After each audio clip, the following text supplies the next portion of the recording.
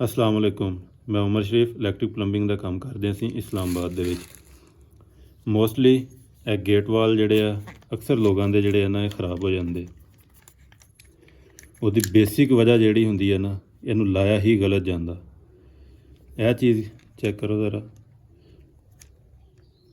ਇਹ 'ਤੇ ਜਦੋਂ ਪਾਣੀ ਦਾ ਪ੍ਰੈਸ਼ਰ ਇਸ ਸਾਈਡ ਤੋਂ ਪੈਂਦਾ, ਇਹ ਉੱਪਰੋਂ ਲੱਥ ਜਾਂਦੀ ਹੈ, ਇਸ ਤਰ੍ਹਾਂ ਨਾ ਉੱਪਰੋਂ ਉਤਰ ਜਾਂਦੀ, ਜਿਹਦੀ ਵਜ੍ਹਾ ਤੋਂ ਫਿਰ ਇਹ ਕੰਮ ਕਰਨਾ ਛੱਡ ਦਿੰਦਾ ਗੇਟ ਵਾਲ।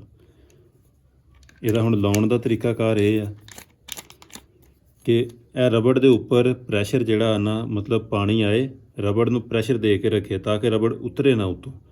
ਜਦੋਂ ਦੂਸਰੀ ਸਾਈਡ ਤੋਂ ਪ੍ਰੈਸ਼ਰ ਆਉਣਾ ਨਾ, ਮਤਲਬ ਇਹ ਕਿ ਜਦੋਂ ਰਬੜ ਨੂੰ ਪਾਣੀ ਦਾ ਪ੍ਰੈਸ਼ਰ ਇਸ ਸਾਈਡ ਤੋਂ ਮਿਲਣਾ, ਇਹਨੇ ਉੱਪਰੋਂ ਉਤਰ ਜਾਣਾ। 2-4 ਵਾਰੀ ਸਹੀ ਵਰਕ ਕਰੇਗਾ ਜਾਂ 10 ਦਿਨ ਕਰ ਲਏਗਾ ਵਰਕ, ਉਸ ਤੋਂ ਬਾਅਦ ਇਹਨੇ ਆਖਰ ਉੱਪਰੋਂ ਉੱਤਰ ਹੀ ਜਾਣਾ।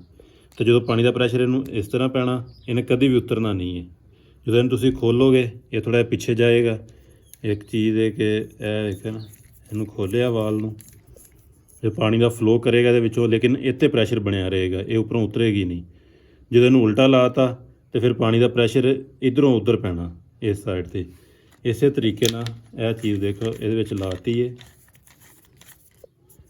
ਇਹ ਹੁਣ ਵਿੱਚ ਨਜ਼ਰ ਮਾਰੋ, ਇੱਕ ਇਹ ਚੀਜ਼ ਹੈ ਅਤੇ ਦੂਸਰੀ ਸਾਈਡ ਇਹ। ਹੁਣ ਅਗਰ ਇੱਧਰੋਂ ਅਸੀਂ ਇਹਨੂੰ ਲਾਈਏ ਤਾਂ ਇਹ 'ਤੇ ਰਬੜ 'ਤੇ ਇੱਧਰ ਪ੍ਰੈਸ਼ਰ ਪੈਂਦਾ, ਇਸ ਸਾਈਡ 'ਤੇ ਇਹ ਉੱਪਰੋਂ ਉਤਰ ਜਾਂਦੀ ਹੈ।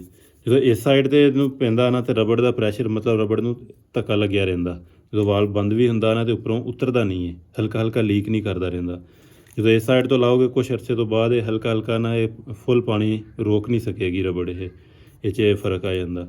ਬਸ ਇਹਦਾ ਇਹੀ ਤਰੀਕਾਕਾਰ ਹੈ। ਇਹ ਐਰੋ ਵੀ ਇਹਨਾਂ ਨੇ ਦਿੱਤਾ ਉੱਪਰ ਲਾਉਣ ਦਾ, ਵੀ ਪਾਣੀ ਦਾ ਫਲੋ ਕਿਸ ਸਾਈਡ 'ਤੇ ਹੋਣਾ ਚਾਹੀਦਾ। ਇਹ ਐਰੋ ਕੋਈ ਵੈਸੇ ਨਹੀਂ, ਸ਼ੁਗਲ ਨਹੀਂ ਲਾਇਆ, ਇਹਦਾ ਵੀ ਕੋਈ ਮਕਸਦ ਆ, ਅਸਲ ਇਹ ਵਜ੍ਹਾ ਵਾ। ਬਸ ਇੰਨੀ ਕੁ ਵੀਡੀਓ ਸੀ ਸਾਡੀ। ਉਮੀਦ ਹੈ ਸਾਰੇ ਠੀਕ ਹੋ ਗਏ। ਓਕੇ, ਅੱਲਾ ਹਾਫਿਜ਼।